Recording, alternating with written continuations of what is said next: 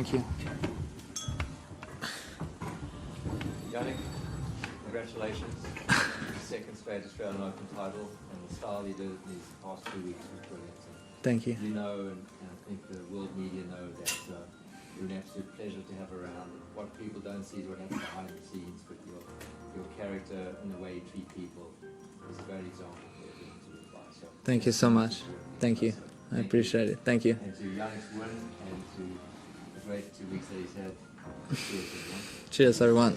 Cheers, everyone. Jannik, well done. Do you feel like you saved your best tennis for the final, and what were you most impressed with in your game tonight? Well, it was an amazing performance from my side. Felt like I was, in the beginning of the match, I was serving really well and trying to get into the zone very fast. It was a very high quality match from my side. Second set, got a bit lucky, in the tiebreak as we saw, but all things considered, amazing run again here in Australia. I'm extremely happy, and sharing this with the team here and family and the people I love. It's amazing. Congratulations, Jannik. What was the moment you felt like the dial had swung in your favour in the process of chipping away and breaking down Zverev's game? Well, felt like how I entered the court trying to be quite aggressive in the beginning. This gave me then the confidence that I feel today the ball in a certain way, and when you get up one set, this gives you the confidence. As I said, I had the chances in the second set with a couple of break points. He always served very well there. But it's trying to stay always there mentally, trying to play every point in the best possible way, and also, as I said, tiebreak, got a bit lucky there. But how I handled every situation on the court, not only today in the final, but in general, was very nice. Jannik, congratulations. With the CAS appeal now happening before the next Grand Slam, does that shift your focus at all, or is it just business as usual for you up until Roland Garros? Tough to say. I'm not thinking at the moment about this. No, I just came off an amazing run again here. I want to enjoy this moment, to be honest. And then it's the hearing. We know now the dates. And that's it. I want to enjoy this one now. Jannik, congratulations, an amazing feat. Sasha mentioned twice during his press conference that you remind him of Novak when he was at his best. So was Novak really such an inspiration for you as well, as Sasha claims or suggests? And what do you say to that? Well, it's an amazing compliment, from Sasha. I think everyone is different in a way. Obviously, I have some similarities with Novak's game style.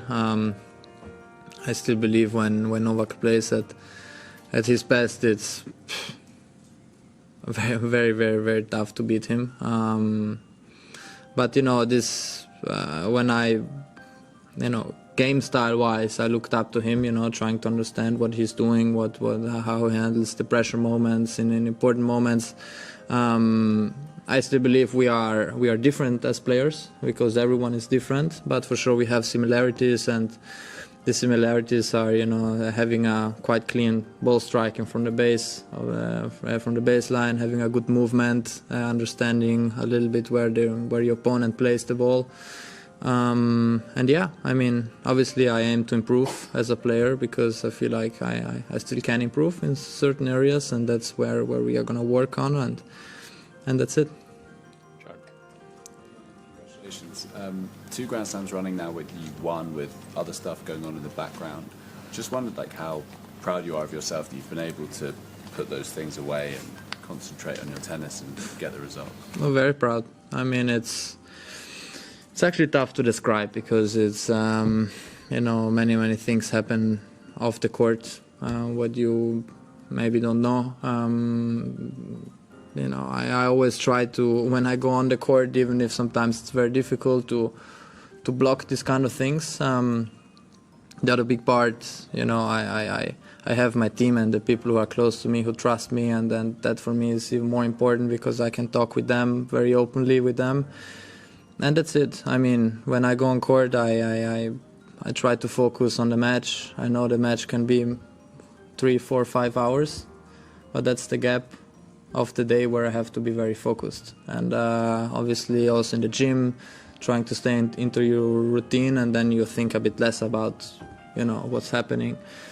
Of course, it's still a little bit in the back of your mind, but I know that I'm in this position now, so nothing I can change. Jannik, you spoke on court about Darren and his influence. I'm wondering how he's helped you, what makes him such a special coach, and how can you convince him to try and keep it going with you next year? It's going to be very difficult. Look, he's a very honest person. He's a very, you know, to be a good coach with many different players, you have to understand the player and you have to get into the rhythm of the player, what he likes, what he don't like, and it takes for him just, you know, some weeks to get into that, and then he's there. And one thing I really love about him is because he's very, very humble. He suits into the team very, very good. And I tried also, you know, to make a good result, you know, for him here, because it's you know, being Australian, last Grand Slam as a coach, but I have to say, you know, we talk a lot about Darren, but it's also the Simone part, which is amazing what he's doing. He changed me as a player. He gave me so much confidence that I can do different stuff, and I think the combination of two incredibly, not only coaches but person, because I feel like you have to be, coaching is important on court but mostly also off the court, and they are very, very good in that. And I got very lucky to find Darren, to find Simone and all the rest of the team, who we just try to keep working, keep believing, and that's it. Right. Obviously, there's a lot of stats about how amazing you've been on hard courts, particularly, and obviously you've won the last 3 hard court Grand Slams in a row now. Do you feel like you're that much better on hard courts than on the other surfaces, where you haven't been bad by any stretch, or how much is it? Do you want to work to be able to win the other 2 majors, basically? Of course, it's on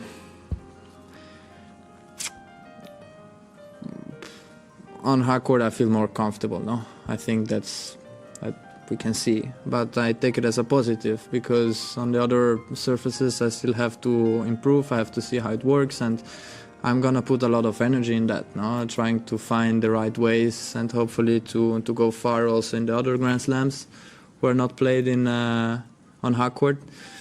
And then we see. I mean, as I always say, I'm still young, and I think I have time to adjust, especially on grass court, because I've never played the juniors. It was kind of new when I arrived to the tour, and then we see. I mean, it's exactly that what I like. No, the difficulty is trying to understand where I can improve, and hopefully I can show that when the season arrives. John. Congratulations. Given the uncertainty of the CAS case, I'm just wondering if that provided any extra motivation at all here to win? Not really. I mean, it's that what happened.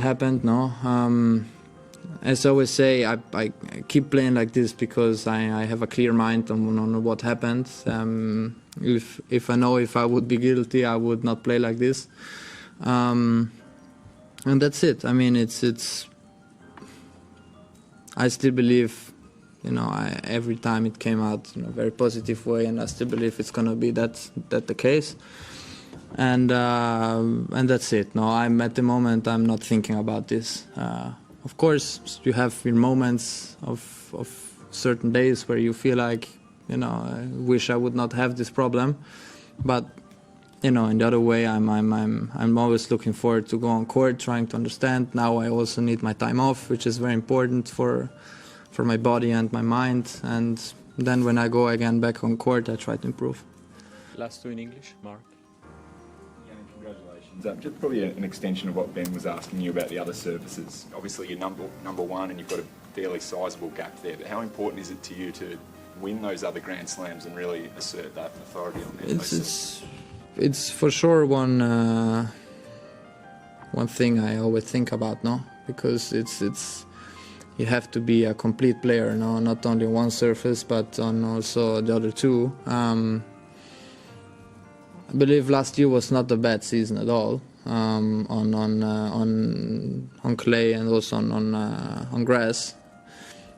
I can do better, yes, but let's see. I mean, these are questions what I can answer now by playing in the future. But for sure, we are aiming to get into this rhythm, into the game style, because it's a bit different game style, especially on grass, because it's a bit different, the movement, and then we see. Last one, sorry. What's the difference for you between winning a second time and winning it the first time? Of course, you have maybe this little extra pressure and attention on your side, which you have to handle, but in the other way, you know that you can do it, because you've done it once, you try to understand, whatever it is. And what I understood this time is that every day is different, you have days where you might feel a bit not 100%, and then the next match, well, all of a sudden, okay, I'm into the tournament, and I think I've learned many things throughout 1 year, not watching about the result, but how I am as a person and how I handle the situation on the court, and yeah, so it is different though. So I'm very happy to have it.